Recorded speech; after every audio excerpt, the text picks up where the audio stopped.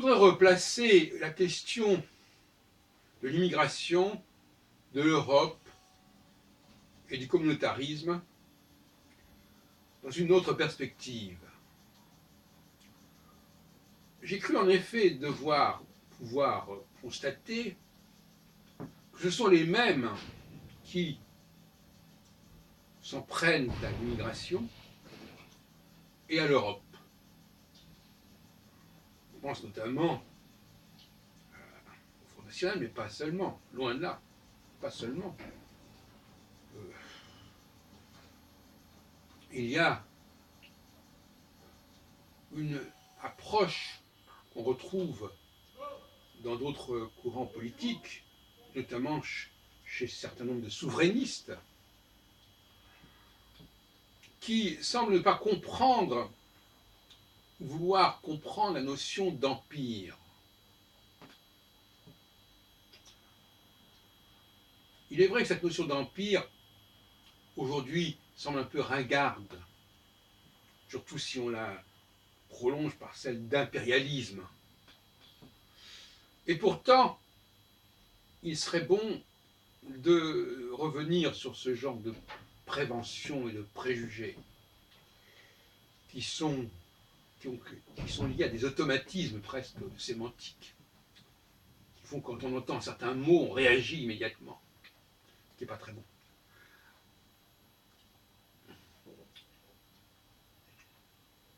La France est confrontée à des perspectives impériales de deux ordres. D'une part, en ce qu'elle fait partie et ce qu'elle a contribué à constituer l'Union européenne depuis une soixantaine d'années, qui est une sorte d'empire, et c'est bien ce que lui reprochent d'ailleurs les souverainistes, qui relativisent dès lors cette notion d'empire, relativisant dès lors la question de la nation.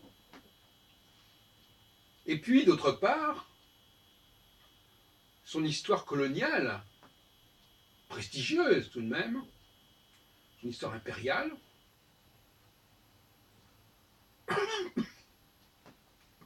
ne serait-ce qu'au cours du XIXe siècle, depuis l'Empire napoléonien jusqu'au Second Empire, en passant par l'Empire colonial de la fin du XIXe siècle.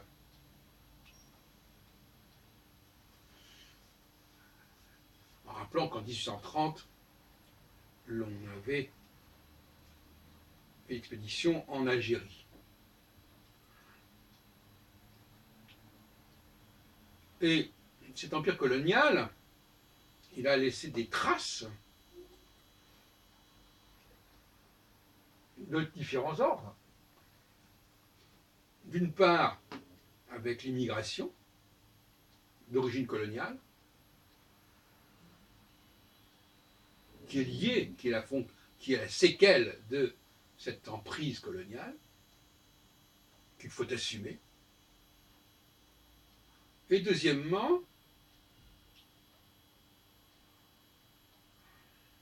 de ce qu'on pourrait appeler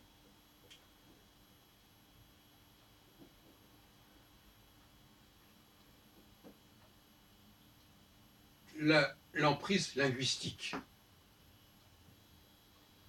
L'emprise linguistique qui fait qu'un certain nombre de langues, notamment l'anglais, sont puissamment marquées par l'empreinte française. Et là aussi, il y a des séquelles, il y a des traces qu'il faut assumer encore aujourd'hui. Dans un cas qui concerne aussi la francophonie, mais il y a d'autres francophonies que la francophonie stricto sensu. Il y a la francophonie anglaise, qui me paraît fondamentale, et qui ne saurait être désormais dissociée du champ global de la francophonie. Donc, Vous voyez, il y a des perspectives impériales pour la France, qui sont des perspectives de puissance, ou bien le repli sur national, sur la langue française stricto sensu. Voilà. Le français, c'est pas l'anglais. La France, c'est pas le Maghreb, c'est pas l'Afrique. La France, c'est pas l'Europe, etc. Alors, si on aborde la question du comportement des musulmans en France, ça me paraît emblématique de ce que je viens de dire. Il y a une forte animosité envers ces musulmans qui ne voudraient pas s'intégrer. Une animosité d'ailleurs qu'on trouve notamment chez les juifs. C'était encore hier soir une réunion qui a abordé ces questions. Quelqu'un a sorti l'expression « Les musulmans ne veulent pas s'intégrer, ils sont simplement capables d'intégrer ». Alors, n'oublions pas aussi que beaucoup de ces juifs viennent eux-mêmes d'Afrique du Nord, sont des pieds noirs. Et donc ils véhiculent et perpétuent et font perdurer des problématiques avec les Arabes qui existaient déjà bien avant leur propre émigration. Alors, moi, personnellement, je crois qu'il faut voir les choses autrement. Les Arabes ont vécu pendant toute leur histoire, en quelque sorte, jusqu'à la seconde moitié du XXe siècle, dans des situations qu'on pourrait qualifier d'impériales. Parce que soit ils étaient eux-mêmes les acteurs d'un empire en train de se constituer, on sait très bien ce qu'ont été les conquêtes arabes, qui sont allées jusqu'en Espagne, jusqu'à Poitiers, si on peut dire, ou soit, à partir du XVe siècle, sous la domination d'un autre empire, qui est l'Empire ottoman, mais qui était également un empire.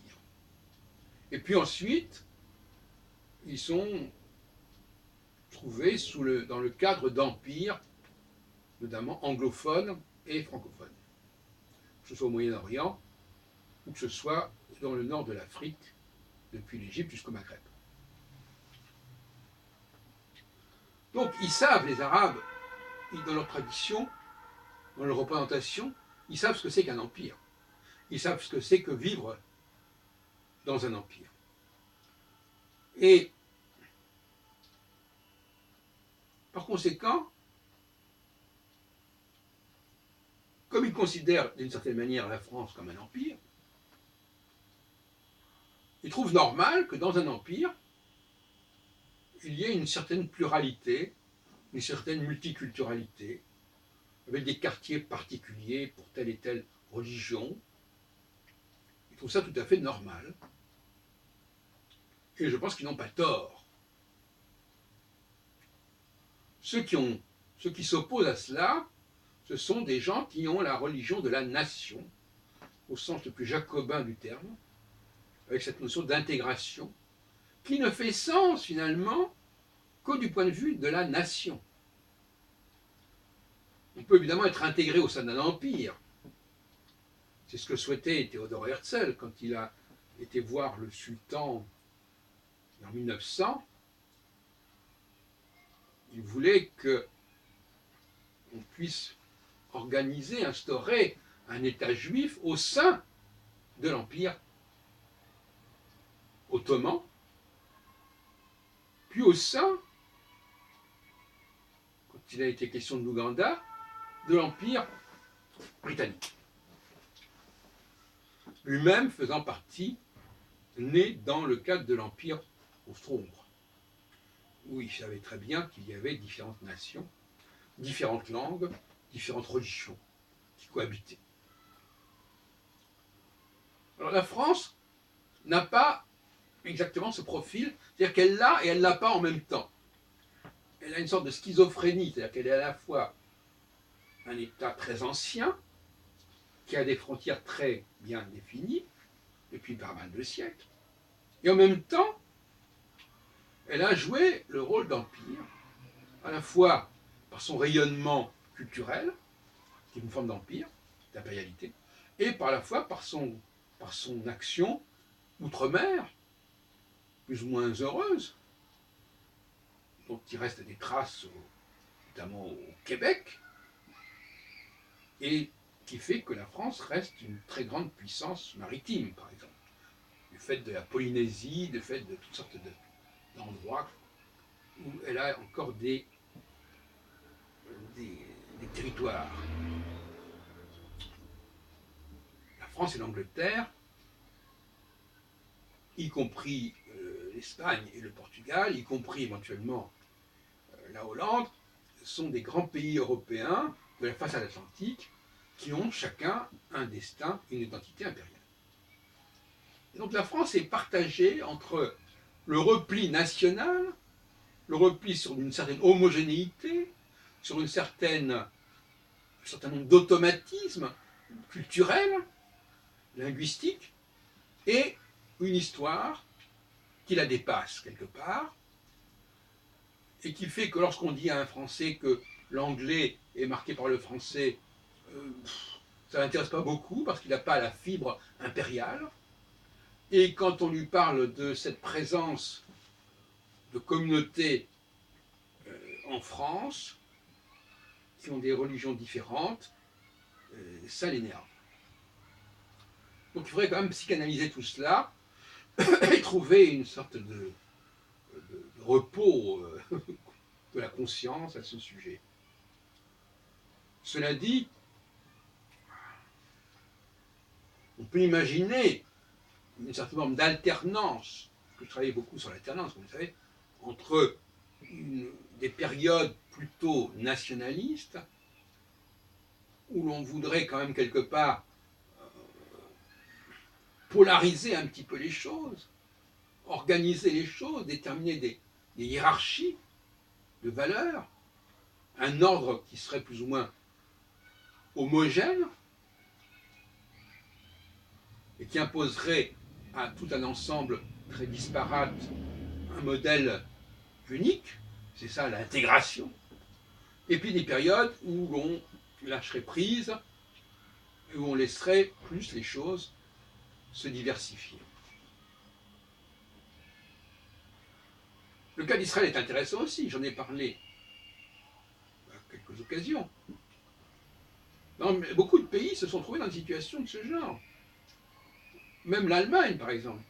L'Allemagne qui, à la fois, a été prise dans cette conflictualité, à la fois nation, affirmant sa dimension nationale, et à la fois par le biais de la guerre, parce que ce sont la guerre, finalement, qui génère un certain nombre de phénomènes de ce genre, de type impérial, qui l'a amené à dominer tout le continent européen, quasiment, avec cette diversité que ça représente, et dont on sait comment elle l'a gérée. Quant à Israël, avec la guerre des 6 jours, il s'est trouvé également dans une situation un peu contradictoire, avec d'un côté une dimension État juif, de l'autre côté avec des populations non juives qui étaient de plus en plus nombreuses, à partir du moment où il y a eu cette situation post-guerre des 6 jours et le contrôle de la Cisjordanie.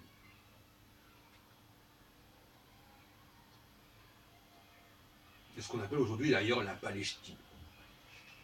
Donc, tout pays qui est vainqueur dans le domaine militaire est perdant dans le domaine nationaliste, en quelque sorte. Et inversement, tout échec militaire est favorable, quelque part, à un repli nationaliste. Et donc la France, n'ayant pas de loin toujours été perdante dans ses conquêtes, eh bien, elle s'est constituée un empire, qu'on le veuille ou non. Alors maintenant, il reste la question de l'Union européenne. Le Brexit se comprend aussi de ce point de vue-là. L'Angleterre a aussi une identité impériale qui fait qu'elle peut se sentir à l'étroit au sein de l'Union européenne. Dans la mesure où l'Union européenne semble de plus en plus être d'abord un empire allemand, si on peut dire. Et donc, j'ai parlé aussi d'un Frexit, d'un départ de la France, pour les raisons assez proches de celles de l'Angleterre, du Royaume-Uni. Avec d'ailleurs en moins le problème des relations compliquées entre l'Angleterre, le Royaume-Uni et l'Irlande, etc. Cette complexité de cette diversité même du Royaume-Uni qui semble pouvoir poser quelques problèmes. Bon, la France n'a pas tout à fait cela. De l'autre côté, elle est une puissance continentale, et d'ailleurs, et l'Angleterre a une histoire plus en tant qu'île. Le mot île d'ailleurs envoyant le mot isolement. Et on voit bien que la moindre des choses, d'un point de vue de la science politique, c'est de rappeler cette dualité entre nationalisme et impérialisme, avec le rôle majeur des victoires militaires, et comment ces victoires militaires, qu'elles soient allemandes, israéliennes, françaises, en Maghreb, par exemple, ont été des éléments de perturbation de l'identité nationale. Inversement, d'ailleurs, on sait que l'échec de l'expédition de Suez, l'expédition franco-britannique en 1956, qui visait à récupérer, à contrôler, continuer à garder le contrôle du canal de Suez, avec l'aide d'ailleurs d'Israël, serait une des causes de la constitution de l'Union européenne, du traité de Rome de 1957, qui ne s'appelait pas encore l'Union européenne, qui commençait par s'appeler le marché commun, puis la communauté européenne, etc. 1956, l'affaire de Suez, 1957, le traité de Rome. Donc effectivement, ça a pu sembler une solution. À la fois, ça marque un coup d'arrêt au processus impérial propre à ces deux grandes nations coloniales que sont l'Angleterre et la France. De l'autre côté, ça aboutit à l'Union européenne, mais avec une Angleterre qui n'a pas pu ou qui n'a pas voulu se joindre aux premiers 6 fondateurs pour des raisons diverses, et ça a retardé son entrée dans le marché commun, et c'est aussi pour cette raison qu'elle ne fait pas partie des membres fondateurs du traité de Rome, et ça explique aussi peut-être le Brexit quelque part. Donc, l'Angleterre n'a pas été amenée à régler le problème de cette façon, mais on sait aussi que l'appartenance de la France à l'Europe, à l'Union européenne, s'est accompagnée aussi de la braderie, si on peut dire, de son empire colonial, ce à quoi d'ailleurs De Gaulle n'est pas étranger. Puisque dans les années 58-60, tout l'empire colonial français s'est effondré, s'est démantelé, un peu à la façon dont en 1989, 29 ans plus tard, 21 ans plus tard, s'est effondré un autre empire qui est l'empire soviétique, l'emprise soviétique sur l'Est de l'Europe.